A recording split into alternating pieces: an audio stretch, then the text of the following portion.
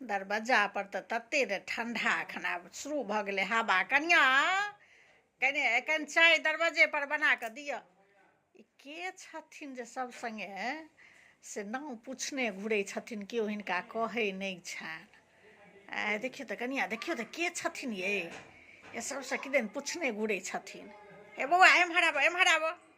हम कहै छियौ तू एम्हर आबऽ ने। किनका घर जायके छ? शिव कुमार के घर जेबै। ओ शिव कुमार, ओ हम तऽ हमरे सबके दियाद बाद छथिन। अच्छा, की काज छलह? ओ बेटीके बियाह ठीक करै लए हुनका घर परमे। तऽ ठीक ठाक कतऽ भेलै? कतऽके छहक? हिन्दी बजै छहक? आँय तऽ अच्छा, नहि गाँवमे जे हिन्दी बजबै तऽ तहन तऽ लोक अहिना अहाँके एड्रेस पता किछु नहि बतायत। बाहरिया बुझाइ छ। अच्छा, तऽ बम्बइएमे बियाह दान सब ठीक भऽ गेल छै? हाँ उम्हरो ओतऽके पड़ोसी छलखिन शिव कुमार अहाँके? अच्छा अच्छा, हमरे सबके जाउत छथिन। हाँ तऽ ओतऽ देखा सुनी भऽ गेल यऽ। आज गाँवमे पता करै लए एलियै हन जे की केना छनि से। तऽ हमरासँ पूछऽ ने, हम सभटा कहै छी। हाँ देखियौ, गाँव घरमे सब चीज बड्ड सुन्दर छनि। एहि समयमे 5 बीघा जमीन हिस्सा छनि हुनका। आ गाछी बिरछी खेत पथार सब चीज बड्ड सुन्दर छनि। आ घरो दुआरि कोठा सोफा नया बनेलखिन। हो जे झलकै छनि, हाँ हुनके घर छियै। हाँ जेबै तऽ सब बाहर नहि रहै छथिन, बूढ़ी हेथिन घर परमे। आ भने हमरे लगमे चलि अयलहुँ, हमहीँ सब बात बता देलहुँ। लोक कनि फटकिएवला लोक सबसँ पूछै छै, अपना घरसँ लोक नहि पूछा पूछी करैए। बेटी बियाह कऽ रहल छी ने, आ पूछा पूछी बहुत जरूरी छै। हाँ नीकसँ पता लगा लिअ सबटा, तहन अपन बेटीके विवाह करैके चाही।